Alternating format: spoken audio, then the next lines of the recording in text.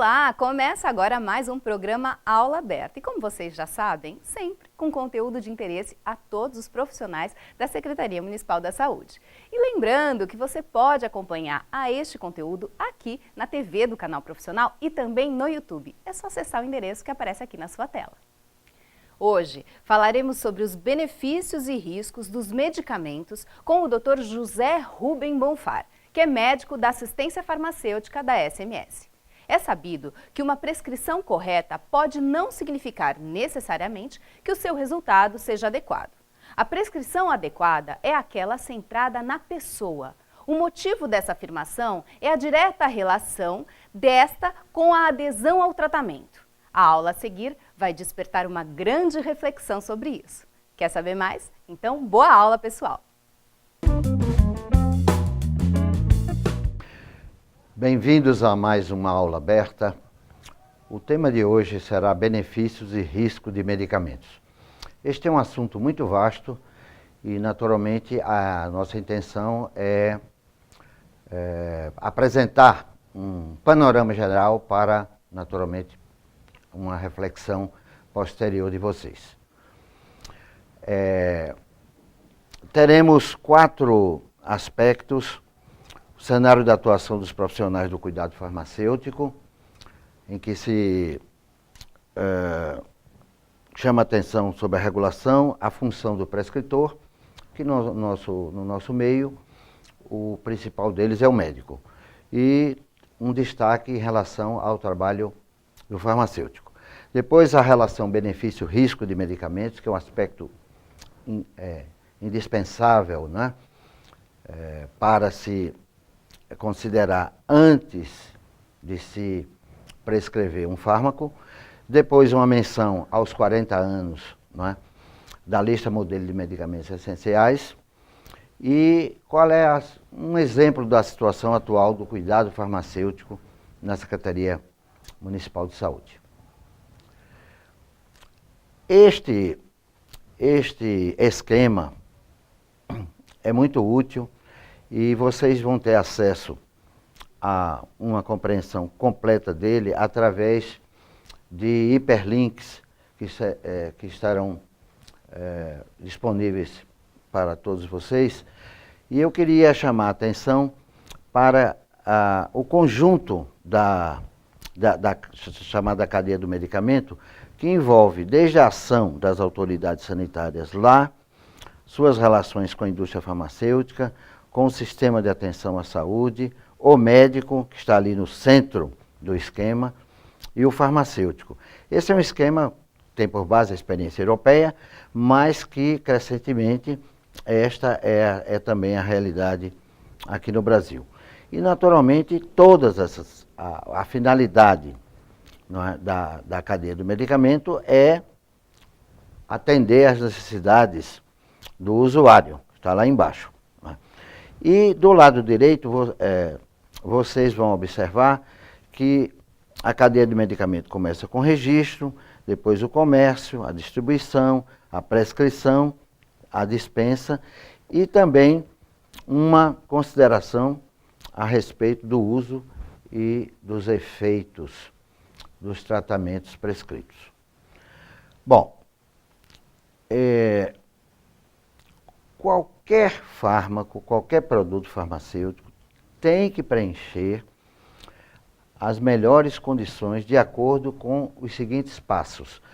Isso são steps, né? Porque esse é um acrônimo em inglês, mas cuja tradução, naturalmente, não faz sentido. Serão passos, mas a tradução não significa, significa que é possível compreender. S é a segurança, que é o principal aspecto. Né? T é a tolerabilidade, ou seja, a aceitação que o fármaco tem por parte do paciente, do usuário. Depois a efetividade. A efetividade é um aspecto importantíssimo, não é? Depois o preço. Depois a comodidade, ou seja, a simplicidade de uso. É claro que o melhor fármaco é aquele que preenche, tem a maior pontuação, em cada um desses aspectos. Evidentemente que quanto maior o valor de cada um desses aspectos, maior é a utilidade de um produto farmacêutico. Todo médico, quando vai prescrever, ou um cirurgião dentista, ele deveria pensar nesses 4 aspectos. É claro que todo profissional que prescreve, ele está procurando o máximo efeito. Mas, frequentemente, ele descura, não considera atentamente que o risco tem que ser mínimo, porque não há fármacos destituídos de riscos. Claro que o melhor fármaco é aquele que irá produzir o máximo efeito com o mínimo risco. Há outros 2 aspectos não muito considerados em nosso meio, que é o custo, que tem que ser o menor possível. É claro que no serviço público, isso é muito importante porque não é o usuário que vai pagar, mas os cidadãos, de um modo geral, uma vez que a aquisição é feita no plano federal, eventualmente no plano estadual e no plano municipal, onde estamos. O 4º aspecto, esse é, infelizmente, o menos considerado dos 4, que se trata das escolhas do paciente. Isso é um aspecto importantíssimo de um tratamento, de uma doença que estamos considerando naturalmente o tratamento farmacológico. Então, esses são as metas, os alvos da boa prescrição. E é claro que existe uma espécie de conflito de interesse entre esses 4 aspectos, mas que eles têm que se tornar harmônicos para que o tratamento prescrito seja o melhor possível. Bom, eu considerei há pouco que a efetividade é um aspecto importantíssimo. Por quê? Esse outro esquema, ele mostra que a efetividade é algo combinado com a eficácia e a adesão do paciente. Muitas vezes, os médicos prescrevem um produto que tem eficácia, mas ele deixa de considerar a adesão do paciente. Esse não é um problema, claro, é mais grave em países como o nosso, mas ele existe também nos países desenvolvidos, porque a adesão ela tem numerosos fatores influentes. Então, é importantíssimo que se analise se a forma de administração do produto, a frequência das doses, as reações adversas ali, que está em inglês side effects, o custo, a educação, a instrução que o paciente tem. Quanto mais instruído for um paciente, melhor, ou se espera que a adesão seja a melhor. Depois, o início de ação, e esse esquema aqui chama a atenção, vocês vão olhar através dos hiperlinks, ele está relacionado à administração de produtos no tratamento da asma. Mas o raciocínio vale para qualquer tipo de doença e produto. Bom, isso é um trechinho da minha tese que acho que é conveniente ler. Prescrever é difícil. Requer um conhecimento completo e compreensão da fisiopatologia de doenças, das propriedades farmacológicas de fármacos relevantes e dos meios pelos quais os dois enfoques se encaixam. Nenhuma intervenção simples pode ser confiável para melhorar a prescrição, e uma combinação de intervenções pode ser requerida. Entretanto, a educação pode ser o carro-chefe. Então, eu considero que é necessário uma educação permanente dos prescritores, da equipe de saúde na qual esse prescritor está inserido e, naturalmente, a educação dos pacientes, dele, de sua família, enfim, é um processo contínuo que não tem fim. Se não considerarmos que isto é o aspecto mais importante com relação à efetividade geral, na eficiência dos tratamentos, nós não estaremos trilhando um bom caminho. Os efeitos finais do fármaco não são unicamente determinados pela prescrição médica. É um engano achar que, uma vez prescrito o melhor tratamento possível, depois de se fazer todas aquelas considerações que chamamos a atenção, o problema está resolvido. Não está. A percepção cultural do usuário de produtos farmacêuticos, especialmente aqueles atendidos em ambulatórios de saúde, uma vez que na administração de fármacos em serviço de hospital, esta percepção não se aplica, recebe influência de profissionais de saúde, do seu entorno social e da propaganda farmacêutica nos meios de comunicação de massa, constituindo-se em um determinante decisivo do efeito de tratamento. Vocês sabem que é muito comum, que com frequência, né, os usuários, ao procurarem o serviço de saúde do município, muitas vezes eles perguntam, eles solicitam um tratamento que eles acabaram de ter contato, né, por meio da publicidade de periódicos, né, revistas semanários, né, que são aonde podem ser divulgados, muitas vezes de uma forma disfarçada, né, um determinado fármaco novo. O problema é que os fármacos novos, frequentemente, não são os melhores. Os estudos mostram isso.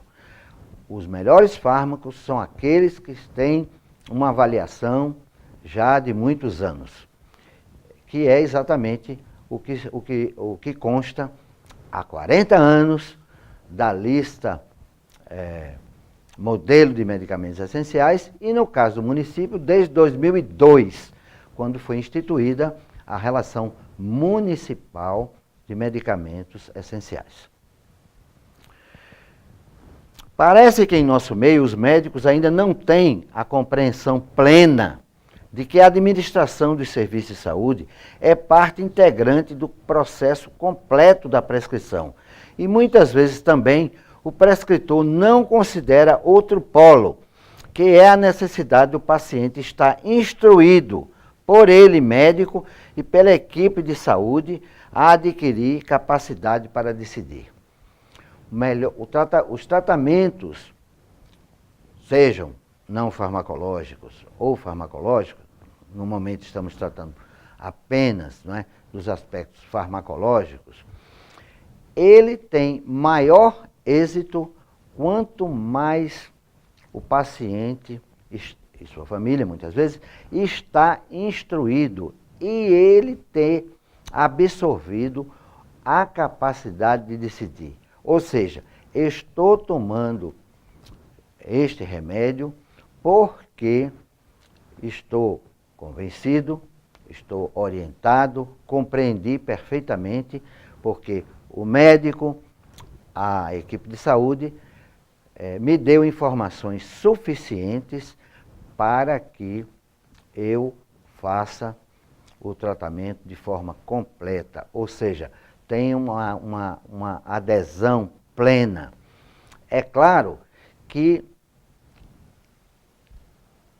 a questão de o paciente, por exemplo, não ter escolaridade, não é problema, porque é possível, com paciência, naturalmente, e uma atitude, né, que desperte confiança, que um médico ou um integrante de uma equipe de saúde possa orientar e se fazer entendidos por um paciente. Bom, então, a síntese disso tudo é: qualquer tratamento para ter êxito, eles têm que ter como foco o paciente. Não basta ter, e é necessário, ter um conhecimento pleno, não é, da doença, não é? A sua fisiopatologia, como já foi referido. Não basta conhecer bem, não é, a farmacologia dos produtos que vão ser empregados. É preciso que o prescritor, a equipe de saúde, tenha um conhecimento o melhor, o mais amplo possível do paciente. Por isso que o princípio número 1 de uma terapêutica que vai ter êxito é que ela precisa considerar a experiência do paciente. A maioria das afecções, não é, que nós tratamos são doenças crônicas. Portanto, o paciente já teve, não é, experiência com tratamentos anteriores. E é preciso que isso, não é, seja considerado. Entenda-se, procure-se entender por que aquele paciente, até agora, não conseguiu um êxito em um tratamento que é frequentemente muito prolongado e, no caso da maioria das doenças crônicas, por toda a vida. O segundo aspecto é a escolha do paciente com base em provas. É o que se chama da medicina baseada em evidências. Eu não gosto da palavra evidência, porque evidência em português significa certeza manifesta. A gente não tem certeza manifesta a respeito da utilidade de fármaco nenhum. É preciso que isso seja provado. Então, a escolha tem que ser baseada em provas. Este fármaco funciona melhor por isso, segundo tais e quais estudos, que nós vamos mostrar que tipo de estudos são. O terceiro aspecto é que, muito importante, volto a frisar com relação ao primeiro slide, é que é preciso que seja, que se tenha a possível certeza, não é, da maior segurança possível, porque não é ético prescrever algo que tenha um risco, não é, médio ou elevado, de forma alguma.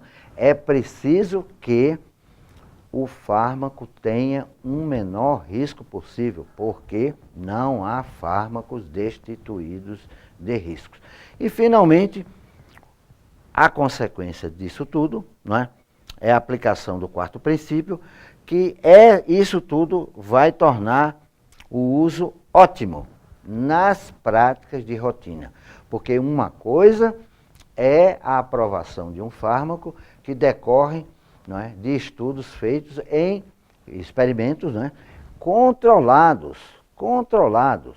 Um fármaco é aprovado para uma pessoa que tem exclusivamente aquela doença. No entanto, quando ele vai quando ele tem a sua aprovação, não é, feita por uma agência reguladora, no nosso caso a Anvisa, e ele vai para o chamado mundo real, a utilização dele é muito mais complexa do que a experiência que se teve nos ensaios clínicos. Bom, a síntese desses aspectos está nesse quadro aqui, que mostra que a chamada MBE, medicina baseada em evidências, ou seja, medicina com base prática de saúde com base em provas, seria o termo mais adequado, é resultado, não é, da experiência do profissional, primeiro das provas científicas, da experiência do profissional, dos recursos disponíveis e da perspectiva do paciente. Essa é o panorama com que nós temos que sempre considerar o prescritor, médico, cirurgião dentista, ou a equipe de saúde e o paciente. Esta é uma definição clássica, não é? Que vocês vão meditar sobre ela. É a definição ampliada, não é? Que é essa de 2002, originada da definição inicial de 1977, que está agora completando 40 anos. Pretende-se que no sistema de saúde os fármacos indispensáveis estejam disponíveis a qualquer momento, em quantidades suficientes, das formas de administração adequadas, com a garantia de qualidade e informação suficientes e a um preço a que as pessoas tenham acesso. Esse esquema mostra, não é, que todos a elipse maior são todos os fármacos registrados. A elipse que está preenchida com uma cor verde clara são os fármacos que estão incluídos na lista nacional de medicamentos, a lista de um país, que no nosso caso são que é a relação municipal de medicamentos essenciais. E nas elipses internas estão os campos, né, de atuação, de onde esses fármacos serão melhor utilizados. Então vejam que uma lista, como nós temos na prefeitura, não é? É uma lista que abrange, acredita-se, porque as pesquisas em relação a isso, de uma forma detalhada, ainda não foram feitas, atendam 85% das necessidades de saúde que podem ser resolvidas com tratamentos farmacológicos. Então, nós, na Prefeitura, Secretaria Municipal de Saúde, nós temos esta lista ampla, feita com base em provas. E temos também um mecanismo, né, pelo qual os médicos que acham que um fármaco que não está na lista tem de ser empregado, ele então faz uma solicitação, que nós chamamos, né, assim, na linguagem comum, de extra-remume, e isso é analisado pela Comissão Farmacoterapêutica do município, que decide, não é, se vai acolher esta solicitação ou, em caso de não acolher, a comissão propõe, não é, uma opção de tratamento. E isto é feito sistematicamente há 10 anos. Então não é um serviço, digamos assim, um aspecto importante da assistência farmacêutica, do qual o município de São Paulo é pioneiro. Nós somos o primeiro município do país que instituímos esta possibilidade de ampliação da assistência farmacêutica. E isto é uma síntese do que eu acabei de dizer, e que existe uma lista de enfermidades e sintomas comuns, não é, que vão a escolha, que vão levar a uma escolha de tratamento. A escolha de tratamento está relacionada com uma lista que nós temos, chama-se REMUME, não é? Nós temos os mecanismos de financiamento, não é, e de provisão, que são compartilhados com o plano federal e estadual, e de um lado. E do outro lado, em espanhol, pautas clínicas, são os protocolos clínicos e as diretrizes terapêuticas. Nós obedecemos não apenas os protocolos e diretrizes terapêuticas do Ministério da Saúde, que valem para o país todo, mas também fazemos as adequações no município. E essas diretrizes, elas deveriam, esta é uma deficiência que nós temos ainda, de uma instrução, de uma orientação, não é, sistemática, uma educação continuada a respeito de de sua aplicação. E todo esse esforço, né, administrativo, técnico, ele tem como propósito, não é, a atenção e a informação ao paciente.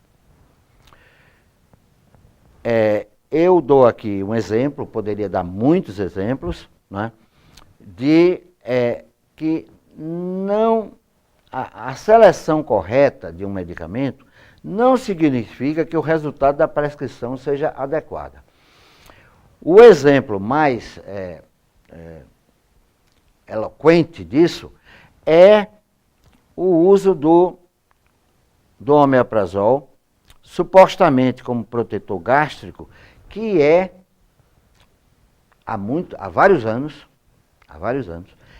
ele é o produto farmacêutico mais distribuído nos postos, nas unidades básicas de saúde do município. Isto é uma espécie de ponta de iceberg. É um aviso, uma sentinela de que algo de muito errado está acontecendo. Nós estamos na SMS tentando enfrentar esse problema, porque à exceção da Espanha, onde o problema existe, mas que não é tão grave quanto aqui no município de São Paulo, não é? Esta é uma prova, não é, de que os médicos, não é, de São Paulo, não estou me referindo apenas aos médicos da municipalidade, ligados à SMS, porque todos sabem que as receitas são dispensadas nas unidades básicas, né, nas farmácias do município, mesmo que não sejam do receituário, prescritas num receituário municipal. Um usuário, né, atendido por um convênio, não é, por um médico particular, se ele prescrever sob a denominação internacional, comum brasileira, que é conhecida mais como denominação genérica, e havendo disponibilidade, o que sempre acontece, de um fármaco da lista de medicamentos essenciais, ele tem acesso. No entanto, não se justifica, não é, o omeprazol ser o fármaco mais dispensado no município de São Paulo. O ano passado chegou a quase 200 milhões de comprimidos. Não há doenças específicas para as quais o omeprazol está indicado e por curto prazo, não há conjunto de doenças no município que explique esse consumo tão aberrante. E o problema existe também para outros tipos de fármaco. Por exemplo, hormônios da tireoide, relacionados à tireoide. Não é possível que exista tanto hipotireoidismo no município de São Paulo. Provavelmente, este fármaco, não é, está sendo, a levotiroxina, está sendo utilizado erroneamente como coadjuvante, não é, no tratamento da obesidade, o que é um assunto superado há mais de 30 anos em todo o mundo. E no caso do omeprazol, os médicos consideram que ele exerce funções de proteção gástrica, o que é verdade, mas só para determinadas doenças e que não são tão frequentes assim. Achar que o uso concomitante de omeprazol com outros fármacos que o paciente estaria tomando, o uso do omeprazol vai melhorar a absorção, não é, dos demais fármacos que ele está tomando, isto é um grave equívoco, ou melhor, é um erro farmacológico importante. Bom, eu estou terminando e acho que nós deveríamos homenagear Miguel Couto, que é nome de ruas, né, aqui em São Paulo, não é? Mas especialmente no Rio de Janeiro, onde ele tem o nome de um hospital importante, que há 100 anos atrás, 100 anos, ele disse essa frase numa lição, né, na abertura de um curso, do curso de medicina, lá no Rio de Janeiro. Vede que na garrafa entrou toda a botica, só faltando o boticário. Botica é a farmácia, boticário é o farmacêutico. A imaginar como ficou tonta a natureza para atender a tantas ordens ao mesmo tempo. Cuidado! Pela simples leitura de uma receita se julga a cultura de seu autor. Ou seja, ele era um grande médico, um grande educador e também teve uma atividade política importante. Não é? Ele foi deputado constituinte em 1933 e morreu em 1934, não é? No exercício do seu mandato. O Miguel Couto chama, né, a atenção que é necessário, para o tratamento de doenças, se prescrever um mínimo de remédios. É a chamada prescrição prudente. Prescrição prudente. Esse é o grande propósito, né, que está subjacente a uma relação municipal de medicamentos. Ou seja, é preciso usar com parcimônia os remédios. Quanto menos, melhor. Quanto menos remédio se prescreve para uma pessoa, melhor. Por quê? Quanto mais remédios essa pessoa, o paciente, toma, cresce a possibilidade de surgimento de reações adversas, não é? Seja pela interação dos fármacos com as doenças, seja pela interação deles entre si. Eu tenho visto com muita frequência, não é, prescrições acima de 5 produtos, 5 princípios ativos por receita. Isto é um risco muito grande mesmo, o que leva à necessidade de a gente começar a se preparar para orientar os médicos com relação à desprescrição, ou seja, a descontinuação de tratamentos, não é, que provavelmente não são úteis ou, em potência, podem gerar esses problemas que acabei de mencionar. E esta charge, que é tirada de um livro traduzido já, não é? A Ciência que Ri, o médico está à beira da cabeceira do paciente e diz, contente, menos de 1 em 10.000, na verdade, cerca de 1 em 14.000 apresenta esses efeitos colaterais. Dificilmente alguém tem esses efeitos. São extremamente raros. Você deveria estar muito orgulhoso. Quem desejar conhecer nos vários capítulos da minha tese, que foi produzida com material empírico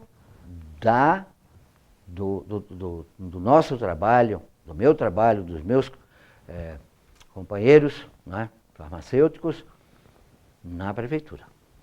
Então, há vários capítulos, né, de interesse, né? Além dos